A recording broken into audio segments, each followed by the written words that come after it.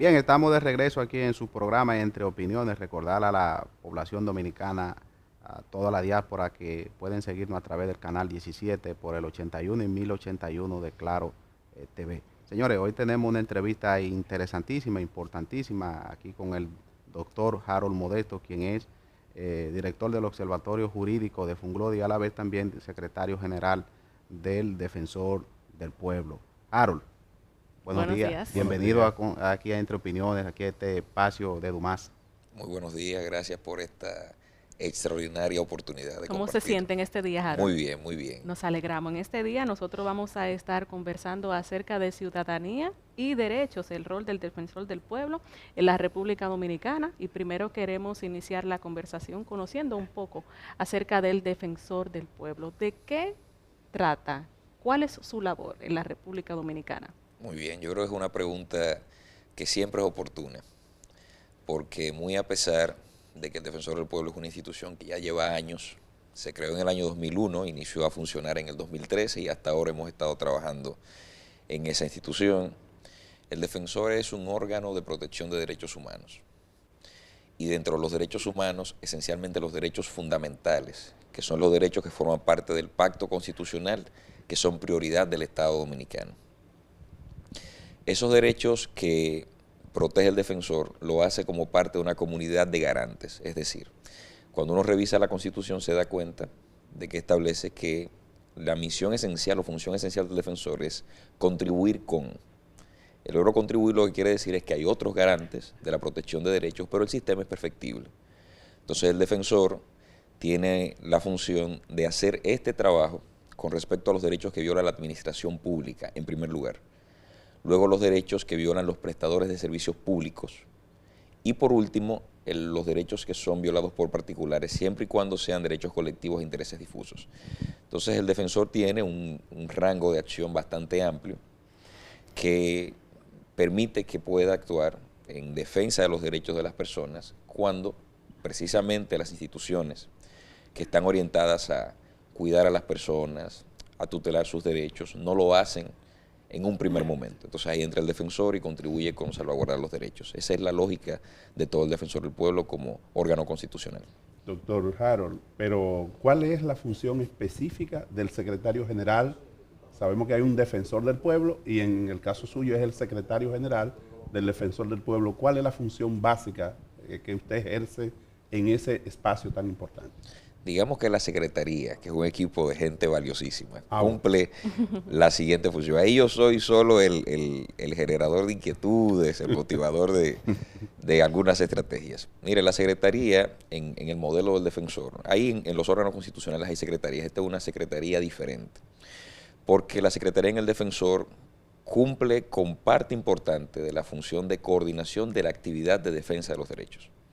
Entonces nosotros, como mecanismo de articulación interna del defensor y mecanismo para la conducción de las acciones y actuaciones defensoriales, realizamos todo el proceso que tiene que ver con la gestión de los casos por violaciones de derechos humanos. En este caso, nosotros nos encargamos de darle seguimiento al caso desde que inicia, recibido por el Departamento de Atención de la Secretaría General del Defensor del Pueblo, son 4 departamentos, hasta la fase de investigación, la notificación a la administración o a los prestadores de servicios si es necesario, o si fuese también el caso, el tema del litigio estratégico que también acontece. Entonces la Secretaría General es como el núcleo de algo que nosotros hemos denominado garantismo en la gestión del doctor Pablo Ulloa, que consiste en tutelar los derechos y emprender cualquier mecanismo con el que se cuente en el ordenamiento jurídico dominicano para llevar a cabo la labor de tutela de derechos que realiza el defensor del pueblo. Algo muy importante que vale la pena destacar es que la Secretaría actúa primero por solicitudes que realizan los ciudadanos, desde solicitudes de orientación, los asiste regularmente, hasta las reclamaciones o quejas por violaciones de derechos. También actúa cuando hay situaciones en las que se tiene que mediar. De alguna manera la mediación es un escenario en el que el defensor no tiene necesariamente la facultad que tiene una mediación, que una reclamación, pero puede intervenir para disminuir el riesgo por las violaciones de derechos. Y también actúa oficiosamente por el mandato del defensor. Entonces nos enteramos de casos, por ejemplo, los medios de comunicación juegan un papel fundamental y cada vez que ustedes ven que un policía, por ejemplo, abusa a un ciudadano, nosotros estamos atentos. Tomamos la información, registramos oficiosamente y actuamos. Lo mismo con las situaciones de los servicios públicos o denuncias de los hospitales o de las escuelas. En sentido general, cualquier violación de los derechos fundamentales de las personas. Harold, en ese mismo orden, ustedes que son un órgano extrapoder, que tiene facultad constitucional, la prisión preventiva, que siempre se ha discutido, sobre todo, que las cárceles dominicanas están en un espacio ya saturada por completo y que se han movilizado algunos de los privados de libertad a las cárceles. ¿Qué trabajo hace el defensor del pueblo de cara a la garantía del derecho, aunque tengan derechos suspendidos, pero que puedan también, por ejemplo, la dignidad humana sobre todo, los que están privados de libertad? ¿Qué trabaja el defensor del pueblo ahí? Bueno, primero destacar que aunque están algunos derechos suspendidos, que son los derechos de ciudadanía básicamente los que están suspendidos, todos los demás derechos deben ser garantizados aún a los internos en los recintos penitenciarios, condenados y también los internos preventivos. El defensor tiene una función que es importante destacar. La gente la conoció más por la situación en el canódromo.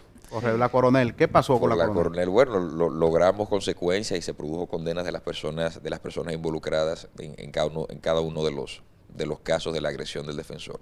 Pero en esa ocasión se conoció que el defensor tenía la función de inspeccionar los recintos de las instituciones públicas sin avisar. La gente no lo sabía. Se supo por ese... El defensor del pueblo puede venir a Radio Educativa, por ejemplo... Como institución pública, sí, y llegar hasta los archivos inclusive. Ese es un mandato expreso de la ley, como no tiene ninguna otra institución. Entonces lo mismo pasa con los recintos penitenciarios. Una cárcel es, en primer lugar, un espacio para resocializar y reeducar personas o para garantizar que las personas que se enfrentan a procesos penales puedan permanecer limitadas en su libertad para garantizar su presencia en el procedimiento. Entonces, el tratamiento de esas personas, la gestión de toda la actividad penitenciaria es del interés del defensor, porque ahí acontecen violaciones de derechos. Entonces, cada vez que el defensor inspecciona un recinto penitenciario, lo hace para verificar si las denuncias acerca de la violación de los derechos de las personas privadas y restringidas de libertad son ciertas y recomienda acciones o recomienda medidas, incluyendo las disciplinarias cuando corresponde. Porque los recintos penitenciarios tienen una administración penitenciaria. Entonces, cuando decimos que el defensor contribuye a salvaguardar los derechos cuando son violados por la administración pública, entonces eso incluye también a la administración penitenciaria. Y en lo que concierne a la prisión preventiva, querido Héctor, resulta que es una de las causas del hacinamiento y la sobrepoblación. Lo otro es la invisibilización del problema penitenciario en la sociedad dominicana. Pero esencialmente lo que lo causa es el hecho de que hay un número importante de internos preventivos, hay recintos sin capacidad y al final, siendo más que los condenados, entonces hay una sobrepoblación penitenciaria. Y eso evidentemente contribuye con la generación de violaciones de derechos humanos, porque la misma presencia de los internos en los recintos sin condiciones de habitabilidad es una violación de los derechos fundamentales. Harold, ¿y cuáles son las principales quejas que reciben ustedes en el Defensor del Pueblo? ¿A qué va mucho las personas allá? Son diversísimas, son muy diversas. Y son diversas por las oportunidades todavía de desarrollo que tenemos en la sociedad dominicana. Pero quiero mencionar una en particular: las prestaciones económicas de los servidores públicos desvinculados. Y es bueno decirlo porque como estamos muy cerca de la conclusión de los periodos de gobierno, correcto, entonces es bueno recordar que cada vez que se desvincula un servidor público tiene derechos adquiridos y eso implica una retribución por eso, por los derechos adquiridos que tiene. Entonces lo normal es que cuando los servidores públicos son desvinculados en ciertos contextos, entonces tarda un poco eso o se le niega el derecho al acceso a eso. Entonces en algunos momentos se dan un número importante de casos de esa naturaleza. Los otros casos que llegan muchísimo al defensor, de los que nos apoderan muy a menudo, son los casos que tienen que ver con las faltas de respuesta. Aunque nosotros no cacareamos demasiado ese aspecto, el defensor es posiblemente el principal aliado de todo el sistema de transparencia y de acceso a la información pública. Porque aunque se cuenta con el SAIP, aunque está la Dirección de Ética e Integridad Gubernamental, todavía el servidor público tiene que interiorizar que esa información no es suya, sino del ciudadano. Y cuando hablo de información del ciudadano es la información pública, es la información acerca de cómo se administra el Estado, de cómo se toman las decisiones. Entonces hay un número importante de casos que tienen que ver con el acceso a la información y por supuesto por la falta de respuesta a los ciudadanos que solicitan esa información. Hay un número importante de casos precisamente de los recintos penitenciarios. A menudo hay violaciones de derechos de los recintos penitenciarios que activan las inspecciones muy frecuentemente y por eso también hay un número importante de casos. Y no puede faltar para mencionar los casos que acontecen en el sistema educativo por una razón y en el sistema de salud por una razón fundamental. Nosotros tenemos un programa de verificación de las normas de accesibilidad universal para que los espacios, esencialmente en estas fases de salud y educativos, permitan que las personas ingresen y reciban los servicios con cierta autonomía. Ahí hay muchísimas oportunidades, se trata del cumplimiento de la ley de discapacidad, pero también de los reglamentos que se han generado al efecto. Y en eso el defensor ya lleva 700 centros inspeccionados, por lo que también impacta mucho en el número de casos que tiene el defensor. Entonces, en sentido general, esos son los casos. Otros casos se producen por solicitud de intervención del defensor en procesos administrativos como recursos contenciosos, acciones de amparo, y eso entonces el resultado de eso se produce por decisiones de los tribunales de la República. Doctor Harold, muchas veces los ciudadanos, supongo, no acuden a ustedes a poner una denuncia porque no saben cuál es el procedimiento. ¿Cuál es el procedimiento a seguir para presentar una denuncia ante una situación de violación de derechos? Cualquier ciudadano puede presentar una solicitud de orientación, puede presentar una reclamación, puede presentar una queja, solicitar una mediación, si fuese el caso, ante el defensor del pueblo, requiriendo algo muy sencillo, porque hay que descomplicarle las cosas a la gente. Solo necesita tomar su teléfono, escribir por WhatsApp y todo el sistema de atención automáticamente comienza a ofrecer respuestas. Entonces, si usted ahora mismo que nos está viendo y nos está escuchando, toma su teléfono y marca al 809-381-4777 y está en contacto con el defensor, sin ninguna formalidad. Parecería cuando se habla de una reclamación hay que hacer una instancia, hay que buscar un abogado, no, en el defensor funcionan las cosas distintas. Entonces, nosotros tratamos de que el servicio, como la gente llega un poco cansada de lo que ha pasado en otras instituciones, tenga una manera distinta, sea distinto para las personas. Entonces, inicialmente ese es un primer canal de acceso y por eso el mayor número de las solicitudes en el defensor precisamente provienen de esta vía. Lo otro es que nuestra sede principal se encuentra en la 27 de febrero, ahí entre las avenidas Caonabo y Privada. Usted se acerca al defensor presencialmente y va a recibir la misma asistencia. Yo, por supuesto, que soy de la generación a la que me corresponde resaltar, prefiero las vías telemáticas, prefiero el contacto electrónico porque disminuye costos, disgustos con el tránsito y demás. Entonces, cualquier persona que me contacte me dice, ¿cuándo puedo acercarme a donde ustedes para plantearles un caso? Yo le digo, mire, si usted no tiene nada reservado que tratar y se siente cómodo enviándonos la información, no tiene que trasladarse. Usted nos envía esa información y nosotros automáticamente comenzamos a analizar la cuestión y decidimos si procede uno de los casos que se apoderan en el defensor del pueblo y qué hacer en cada caso concreto. Automáticamente en 24 horas se le comunica a la persona qué se está haciendo, las acciones que se están tomando, las comunicaciones que se están despachando y cuál es el curso de acción en su caso. Harold, sobre todo en el interior del país, el Defensor del Pueblo tiene su sede aquí en Santo Domingo. Casos, por ejemplo, que se den en el interior del país, específicamente en asuntos de menores de edad. El Defensor del Pueblo, por ejemplo, la desaparición del niño de Jarabacoa, de Puerto Plata, ¿el Defensor del Pueblo tiene instancia o tiene jurisdicción o ha sido solicitado también para la defensa del menor? Porque la ley 13603, me parece, de niña y adolescente, llama a preservar también todo lo que tenga que ver con lo que se encuentren en condición de vulnerabilidad. ¿Qué hizo el defensor? ¿Se acercaron los familiares o el mismo Estado? El defensor en los casos de desapariciones de menores, en situaciones análogas, observa que las instituciones que están llamadas a brindar la primera línea de auxilio, de atención, cumplan con su rol. Ahí es donde nosotros tratamos de que la violación a los derechos no se produzca. Dependiendo de lo que acontezca con la desaparición, entonces vienen los siguientes movimientos del defensor. El defensor tiene ciertos límites cuando los asuntos se judicializan. porque resulta que el defensor tiene una característica que es la neutralidad. Eso no está del todo muy claro en la ley, pero nosotros hemos interpretado que se trata de que si hay dos partes y ambas partes tienen intereses, entonces el defensor no debe tomar partido con relación a una de las partes porque eso lo debe dirimir eventualmente un juez.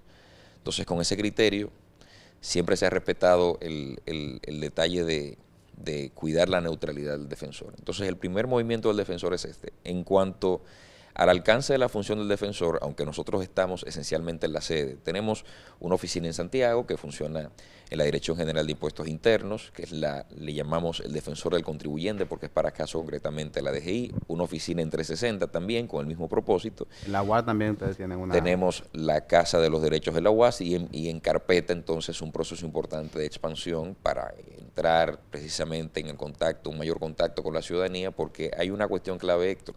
Amén de que el defensor se encuentra acá y de que nos movemos en el país completo. O sea, el defensor se traslada a todas las provincias del país y a todos los municipios a defender los derechos. Es importante destacar que una de las tareas quizás más hermosas de esta gestión ha sido tratar de que se comprenda la importancia de conocer los derechos. La primera encuesta de derechos humanos, la encuesta nacional, reflejó que la mayoría de los dominicanos, más del 60%, no podía enunciar ni siquiera un derecho de las personas encuestadas. Eso es una muestra que alerta de una situación grave, porque si usted no conoce los derechos, ni siquiera puede entender que se lo están vulnerando. El defensor, a partir de este hallazgo, y la repite cada cierto tiempo con la finalidad de extraer información clave para la acción del defensor, entonces ha orientado toda su dinámica educativa. Diplomados, cursos, talleres en todos los rincones del país, con la finalidad de que cuando se diga la palabra derechos, las personas entiendan que eso es algo suyo y que eso que es suyo debe ser tutelado, debe ser protegido por las autoridades y por las instituciones. Y de esta manera el defensor se acerca.